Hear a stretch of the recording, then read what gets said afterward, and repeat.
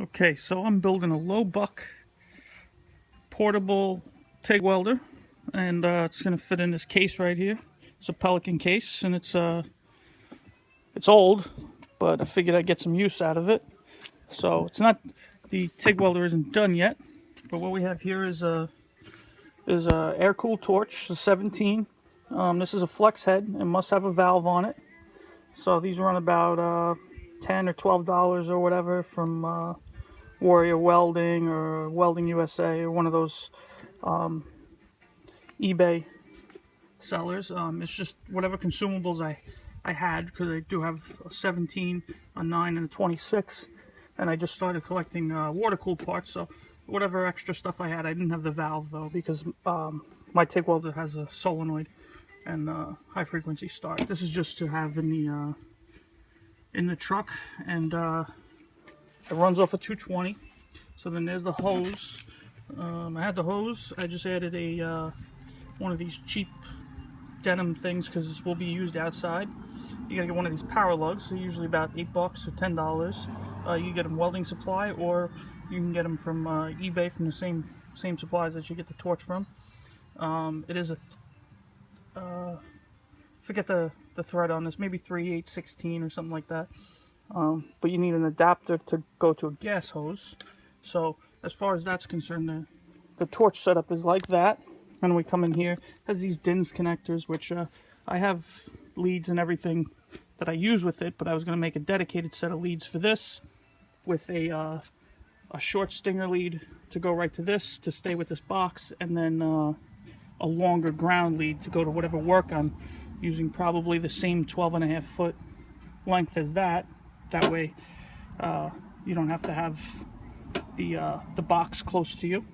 So then we'll come into the box, and you could use whatever plug you want. I use an L630 because it's got twist locks, and I don't like them pulling out when I'm in the shop. So I also have that on my generator. I converted everything to that. And then sometimes I'll keep extra plugs with me for different things, 50 amp, dryer plugs, etc. This right here is a cheap Chinese stick welder, and it's pretty small, a little bit bigger than a lunchbox.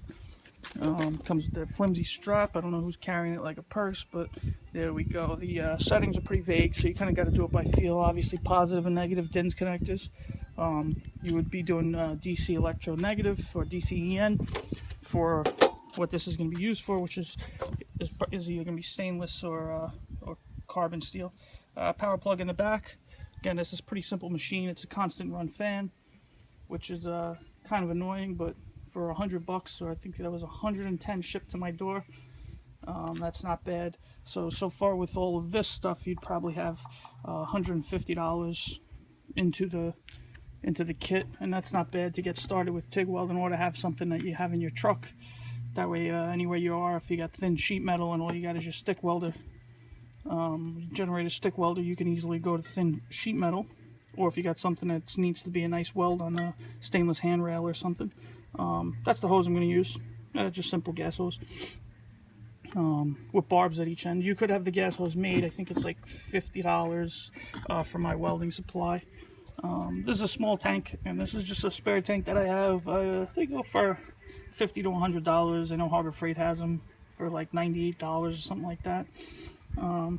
Important things with tanks is, one, it fits your size needs. It's obviously way more expensive to run a smaller tank than to run a bigger tank, because every time you fill it, you know, you're paying 15 to 20% less to fill the tank. However, you're getting a quarter of the volume, and the gas supply, they lose a lot of gas in the lines just by doing these little tanks. So I usually bring in my big tank and fill this at the same time. The regulator isn't on, but this is a HTP America regulator.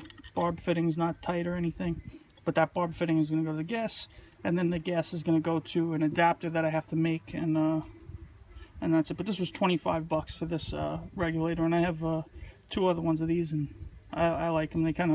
They work good. The only problem is when you put it in here, when you take it out, you actually have to stand it up and then tighten it, and that kind of slows the work down a little bit. But the case was something I had, and I gotta get foam for it. And then as far as the adapters go, it's a gas fitting